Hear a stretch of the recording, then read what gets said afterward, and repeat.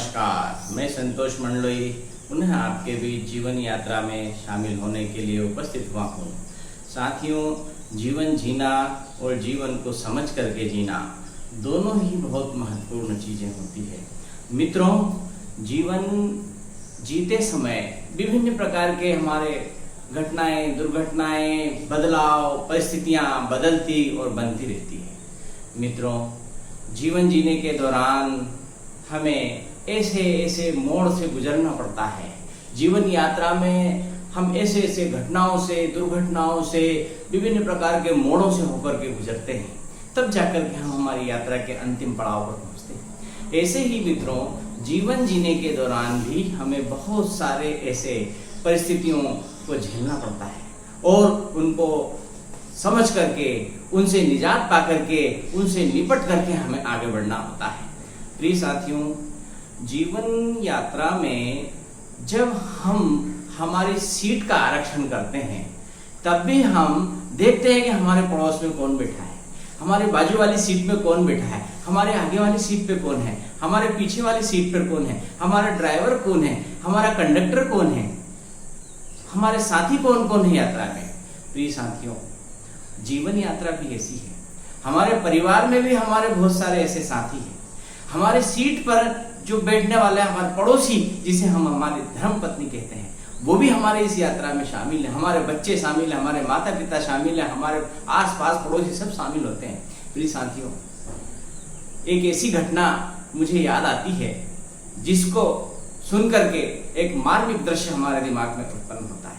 साथियों, जीवन यात्रा में बहुत से लोग बिछुड़ते हैं, बहुत से लोग छूटते हैं, बहुत से नए मित्र मिलते हैं, नए साथी मिलते हैं और हमारी यात्रा आगे बढ़ती जाती है।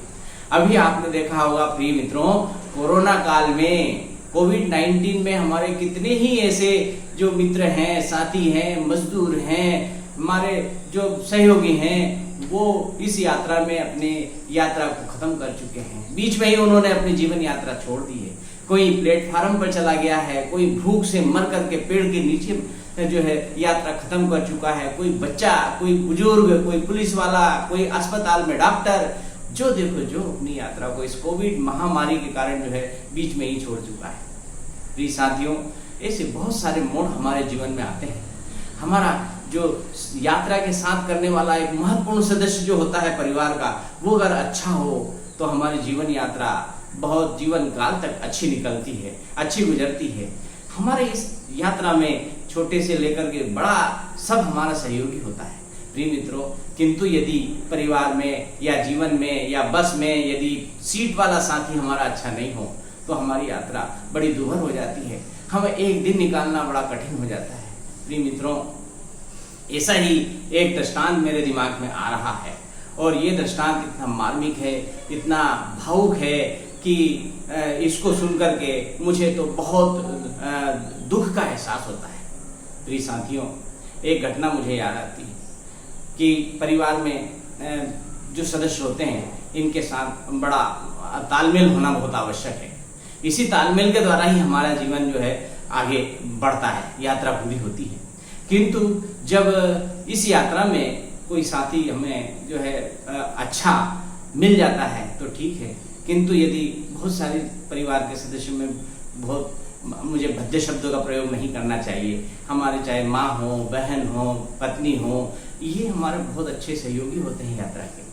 किंतु यदि कोई ऐसे कर्कश, कोई ऐसे जो है भद्दे विचार, कोई ऐसे दुर्भावनापूर्ण जीने वाला साथी अगर बस में यात्रा में मिल जाता है तो हमारी यात्रा निकालना बड़ा दुर्भर हो जाता है। हम बार बार ये विचार करते हैं कि कब हमारी यात्रा खत्म हो, कब हम जो है ये यात्रा बस छोड़ करके भागें। ऐसा विचार बहुत सारे लोगों को आता है। प्रिय मित्रों, आप सब ने ऐसी बहुत सारी घटनाएं समाज में, परिवार में, जहां तहां देखी होगी, सुनी होगी, अनुभव की होगी। प्रिय मित्रों, एक ऐसी घटना का जिक्र मुझे करने का मन कर रहा है जिसमें आप मानेंगे नहीं, पर अगर आप इसको ध्यान से देखेंगे और इसको सुन करके, इस वीडियो को देख करके, यदि इस विचार से अगर बहुत सारे लोगों में बदलाव होता है, किसी पुत्र में बदलाव होता है, किसी माँ में बदलाव होता है, किसी पति में बदलाव होता है, किसी पत्नी में बदलाव होता है, और यदि किसी पिता में अपने पिता के प्रति जो है बदलाव होता है, तो ये मैं अपना सौभाग्य समझूंगा। प्रिय साथियों, एक दृष्टांत मुझे याद आ रहा है। एक नगर में एक परिवार का सदस्य रहता था। उसके 2 बच्चे थे, पत्नी और पिताजी थे। साथियों, वो पत्नी बड़ी कर्कशा थी। वो अपने पति को तरह तरह के जो है गुमराह करती थी, परेशान करती थी, और वो अपने ससुर को विभिन्न प्रकार की यातनाएं देती थी। समय पे खाना नहीं, समय पर जो है दवाई गोली नहीं, पानी नहीं, और बड़े विडंबना से पूर्ण जो है उसका जीवन गुजर रहा था। प्रिय साथियों, उसका छोटा बच्चा भी ये सारी घटनाएं देखता था। पति बेचारा असहाय था, पत्नी की बात माने या न माने। एक दिन तो इतना विकराल परिस्थिति उत्पन्न कर दी। वह बोली अपने पति से बार बार कि देखो, ये बुढ़ाऊ खाता पीता है, कुछ करता नहीं है, काम में धाम का जो है दवाई गोली में खर्च करता है, और जो है परेशान करता रहता है। मैं दिन भर इसमें लगी रहती हूँ। ऐसा रोज रोज अपने पति को बोल करके वो उसका दिमाग खराब करती थी। अब करता क्या नहीं करता बेचारा पति, अपने पिता की जो है दुख को सहन करता, देखता, और जो है पीड़ा से जो है दुखी हो जाता। बार बार उसके दिमाग में ऐसी बातें भर करके पत्नी जो है उसको अपने फेवर में कर लेती है। वो बोलती है कि देखो, ये कितना बुढ़ाऊ खराब हो गया है, न गंदा करता है, न पेशाब करता है, न बिस्तर गीला करता है, ये सब मुझे करना पड़ता है। मैं तो ये कहती हूँ कि इसको कहीं कहीं ठिकाने लगा दो। प्रिय साथियों, बहुत दिनों तक जो है वह व्यक्ति सहन करता है, किंतु धीरे धीरे उसके दिमाग में भी विचार आने लगता है कि हाँ यार, ये सही कह रही है, क्यों नहीं ये जो बोल रही है इसको मैं कहीं ठिकाने लगा दूँ। दोनों ने मिलकर के एक दिन प्लान बनाया, और प्लान ऐसा बनाया कि उसको कहीं न कहीं खत्म करना। बच्चा दरवाजे के आड़ से सुन रहा था उसका पुत्र। वो दोनों आपस में बात कर रहे थे। पत्नी ने कहा कि हम इसको कैसे ठिकाने लगाएं, इस बूढ़े को जो खाता है, कुछ करता नहीं है, पैसे खराब कर रहा है, हमारे बर्बाद कर रहा है, समय नष्ट कर रहा है, हमारा जीवन दुर्भर कर दिया हमारा। तो दोनों आपस में बात करते थे। पति भी बोला अपने पिता को कि चलो ठीक है, तुम कह रही हो, मुझे भी ऐसा लगने लगा कि ये वास्तव में जो है काम का नहीं है, अब निठल्ला है, अब इसको कहीं न कहीं ठिकाने लगा देना चाहिए। पर करें तो करें क्या? फिर पत्नी ने ही योजना बताई कि ऐसा करो, इसको जहाँ शमशान है वहां पर ले जाकर के गड्ढा खोद करके वहीं पटक जाओ। तो पति सहमत हो गया, उसका आ गई समझ में। अब ये बात बच्चा दरवाजे से सुन रहा था। सुबह इस योजना को क्रियान्वित करना था। पति ने जैसे ही अपनी बैलगाड़ी निकाली और अपने पिताजी को बोला, उसने योजना बनाई। पिताजी से कहा, पिताजी कान में जाकर के सुनाई नहीं देता था, दिखाई नहीं देता था, चलते नहीं बनता था। ऐसी स्थिति वृद्धावस्था में हो जाती है। मित्रों, जीवन यात्रा बड़ी कठिन है, बहुत पड़ाव आते हैं, विभिन्न प्रकार की विपदाएं आती है, तब जाकर के जीवन यात्रा पूरी होती है। साथियों, उस व्यक्ति ने कहा पिताजी कान में जाकर जोर से कि एक व्यक्ति ने मुझे पैसे नहीं दिए हैं, आप चलो जाकर के बोल देना। कुछ सुना अनसुना बच्चे की बात में आकर के हाँ चल बेटा, हाँ भर ली, गाड़ी में बैठा करके जाने लगा। साथ ही उसका जो छोटा बच्चा है उसने सारी घटना सुन रखी थी। उसने कहा पिताजी मैं भी चलूंगा। उसके माँ ने भी समझाया, उसके पिता ने भी समझाया, नहीं बेटा मैं दादाजी के साथ बाहर जा रहा हूँ। पर छोटा बच्चा बड़ा बुद्धिमान, बहुत ही आदर्श बालक था, बहुत कोई दिव्य पुरुष होगा। उसने कहा नहीं पिताजी मैं आपके साथ चलूंगा। बच्चा नहीं हुआ। आखिरकार पिता ने अपने छोटे बच्चे को ले लिया और अपने पिता को, वृद्ध पिता को, अपाहिज पिता को बिठा करके चल दिया। स्मशान के पास ले जा करके गाड़ी रोक दी और छोटा बच्चा भी उतर गया, वो भी उतर गया। वहां जाकर के उन्होंने जो है एक साइड में गाड़ी लगा करके गड्ढा खोदने लगा। छोटे बच्चे ने देखा पिताजी क्या कर रहे हैं।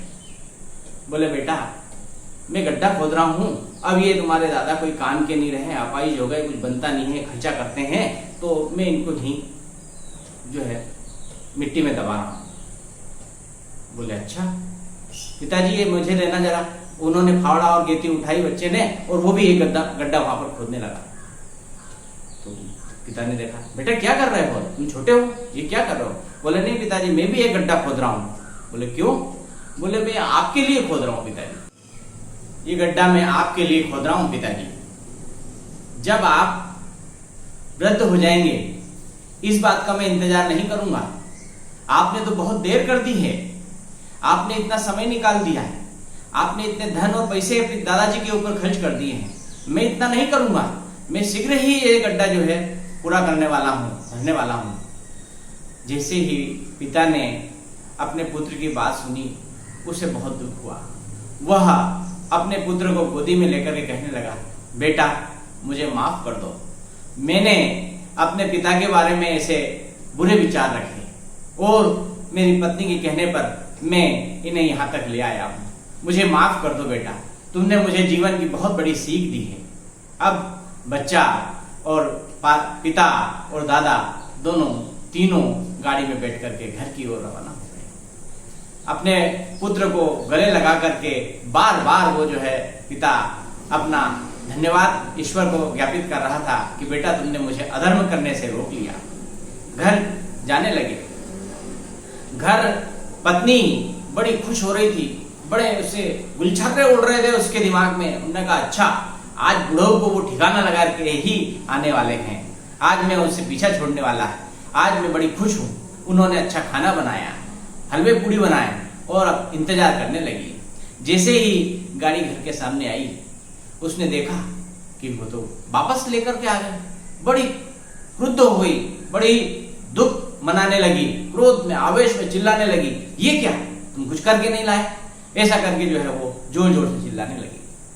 पिता, पुत्र और दादा तीनों ही उस गाड़ी में बैठ करके जैसे घर पहुंचे, पिता ने अपने पिता को बड़े सावधानी से उतारा और अपने एक अच्छी जगह जहाँ रहते थे वहाँ ले गए, साफ सफाई की, उनके हाथ पैर धुलाए, नहलाया धुलाया, कपड़े बदले और अपने पिता से क्षमा याचना करने लगा। ये देख करके उसकी पत्नी बड़ी क्रोधित होने लगी। उन्होंने कहा ये क्या, तुम तो बहुत उल्टा काम कर रहे हो।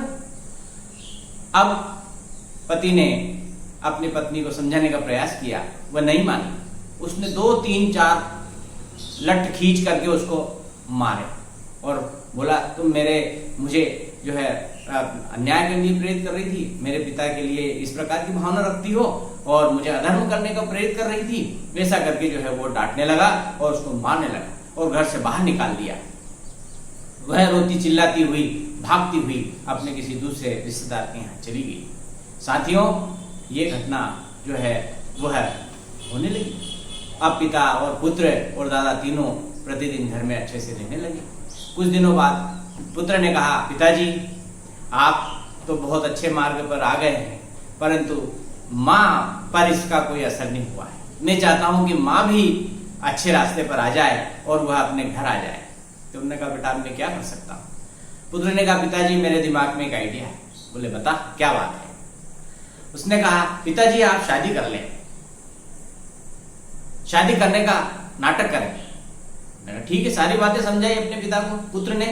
पुत्र बहुत बुद्धिमान, अकलवर और बहुत ही समझदार पुत्र था। उसने जैसे अपने पिता को सारी घटना सुनाई, पिता सहमत हो गए।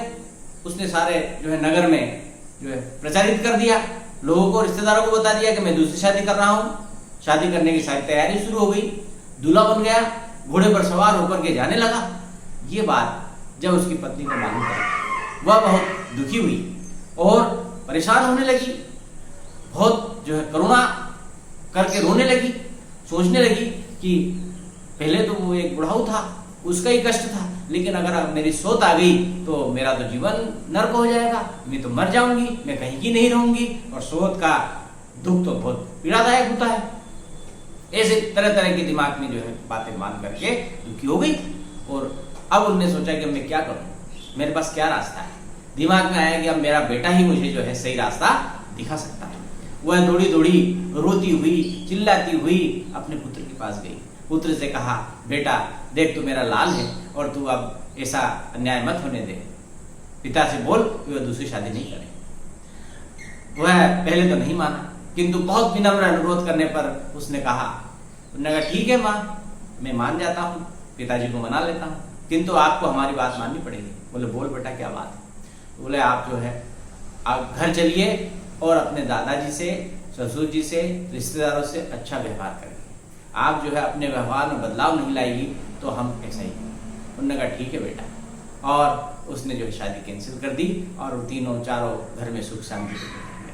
प्रिय साथियों, मित्रों, जीवन यात्रा में ऐसे पड़ाव निरंतर आते रहते हैं और इन सब घटनाओं के पीछे यदि जो है हमारे परिवार में अशांति फैलती है तो हमें इसको दूर करना चाहिए।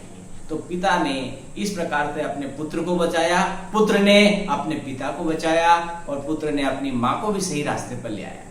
साथियों, ऐसा ही घटनाएं हैं ही हमारे जीवन में बदलाव लाती है। अगर आप सुन करके, समझ करके, अगर कोई भी एक भी व्यक्ति अगर इस वीडियो को देख करके अपने पूर्वजों का, अपने माता पिता का और समाज में अगर कुछ करता है, बदलाव लाता है, जीवन में बदलाव आता है, तो मैं समझूंगा कि मेरा जीवन धन्य हो गया, मैं समाज के लिए और राष्ट्र के लिए कुछ कर पाया हूँ। धन्यवाद साथियों।